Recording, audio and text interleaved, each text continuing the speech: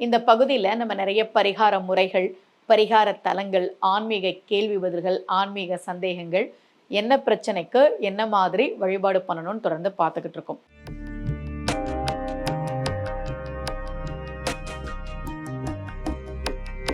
ரகசிய உண்மைகள் சேனலை பார்த்து கொண்டிருக்கும் உங்கள் அனைவருக்கும் சுமதி ஸ்ரீயின் அன்பு வணக்கம்.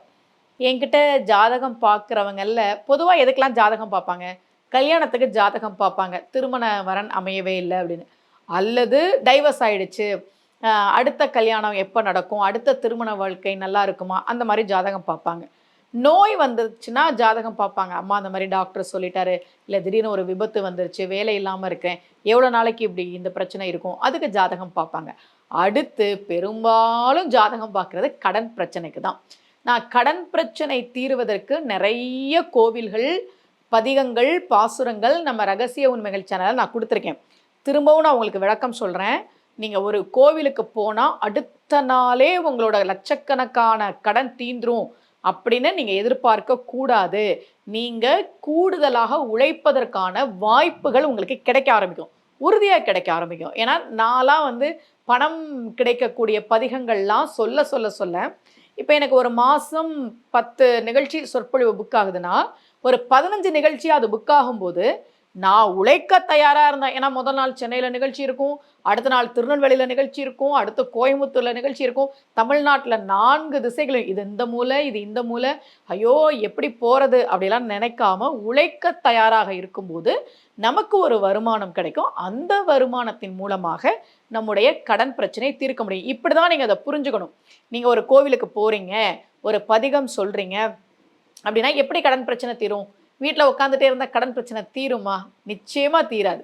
என்ன பண்ணணும்னா, நீங்கள் அதுக்கான வழிபாடுகளை செய்கிற போது உங்களுக்கு உழைக்கிறதுக்கான வாய்ப்புகள் தேடி வரும், நிச்சயமாக தேடி வரும். ஏன்னா நான்லாம் அதை அனுபவிச்சிருக்கேன். ஐயோ நம்ம என்ன பண்ண போகிறோம், ஏன்னா நான்லாம் ரொம்ப எளிமையான ஒரு நடுத்தர குடும்பத்திலேருந்து வந்த பெண் தானே. இப்போவும் அப்படி ஒன்றும் பெருசாக நல்ல நிலைமையில் ரொம்ப செல்வம் அப்படிலாம் இல்லை. நம்ம எல்லாருமே நடுத்தர வர்க்கம் தான், நம்ம எல்லாருமே பணம் சேர்க்கறதுக்காக தான் போராடிக்கிட்டு இருக்கிறோம். அப்போ நம்ம அதற்குரிய வழிபாடுகளை செய்யும்போது நிச்சயமாக நிறைய நிகழ்ச்சிகள் நமக்கு புக் ஆகும்போது இதை பயன்படுத்திக்கணும், நம்ம பேசணும். இன்னொன்று, ஒரு வாய்ப்பு கிடைக்கும் போது சும்மா போய் ஏதாவது பேசினா அடுத்த முறை அந்த மேடையில் கூப்பிடுவாங்களா? கூப்பிட மாட்டாங்க. நல்லா பேசணும்னா அந்த மேடையிலேயே எங்கள் ஊருக்கும் பேசுவாங்கன்னு கூப்பிடுவாங்க. இப்படி நமக்கு நிறைய வாய்ப்புகள் நிச்சயமாக தெரிய ஆரம்பிக்கும். நானே உதாரணம். அப்படி உங்களுக்கு உழைக்கிறதுக்கான, கூடுதலாக உழைக்கிறதுக்கான வாய்ப்புகள் கிடைக்கும் போது நீங்கள் உழைக்க தயாராக இருந்தால் வருமானம் பெருகி கடன் தீரும். நீங்கள் அப்படி தான் புரிஞ்சுக்கணும். என்னோட பதிவுகளில் கடன் பிரச்சனை தீர்க்கும் கோவில்களில் நான் சொல்லியிருக்கேன். நான் போனால் அடுத்த நாள் என் கடன் பிரச்சனை தீந்துருமா அப்படின்னா அப்படி கிடையாது.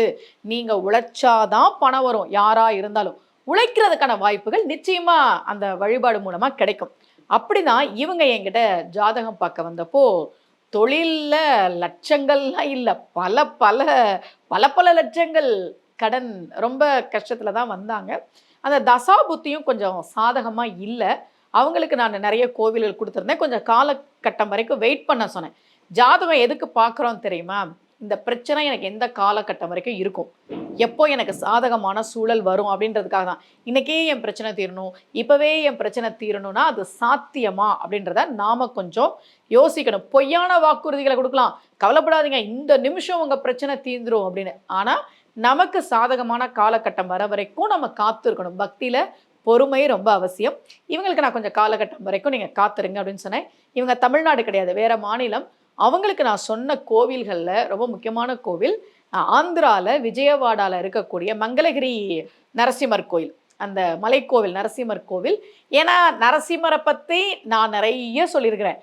நாளை என்பதே நரசிம்மருக்கு கிடையாது. அதாவது நரசிம்மர்கிட்ட நம்ம மனம் உருகி ஒரு வேண்டுதல் வைக்கும்போது ரொம்ப தாமதிக்காமல் கொடுத்துருவார். நாளைக்கு தரேன்ப்பா அப்படிலாம் சொல்லாத தெய்வம் நரசிம்மர். அப்படின்றதுனால தான் நாளை என்பதே நரசிம்மருக்கு கிடையாது அப்படின்னு சொன்னாங்க. அவங்கள நான் மங்களகிரி நரசிம்மர் கோயிலுக்கு போசனேன். நீங்கள் கூட யாராவது ஆந்திராவில் இருந்து இந்த நிகழ்ச்சி பார்த்துட்டு இருக்கிறீங்க, இல்லை நீங்கள் ஆந்திரா பக்கமாக போகிறீங்கன்னா அந்த கோவில்களுக்கு வாய்ப்பு இருந்தால் போயிட்டு வாங்க. இந்த பானக்கம் வாளியில் கொடுப்பாங்க நிவேதனமாக. பொதுவாகவே நரசிம்மருக்கு பானகம் தான் நிவேதனமாக வைப்போம்.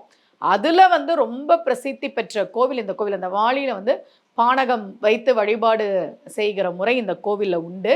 இந்த கோயிலுக்கு நான் உங்களை போசினேன். நீங்கள் யாராவது ஆந்திரா பக்கத்தில் இருக்கிறீங்க, உங்களுக்கு ஏதாவது கடன் பிரச்சனைகள், பொருளாதார பிரச்சனைகள், இல்லை ரொம்ப நாளாக ஒரு வேண்டுதல் இருக்குது, அது கொஞ்சம் சீக்கிரமாக நடந்தால் நல்லாயிருக்கும் அப்படின்னா இந்த கோவிலுக்கு போயிட்டு வாங்க. மீண்டும் சந்திக்கலாம். அனைவருக்கும் அன்புடன் சுமதி ஸ்ரீ.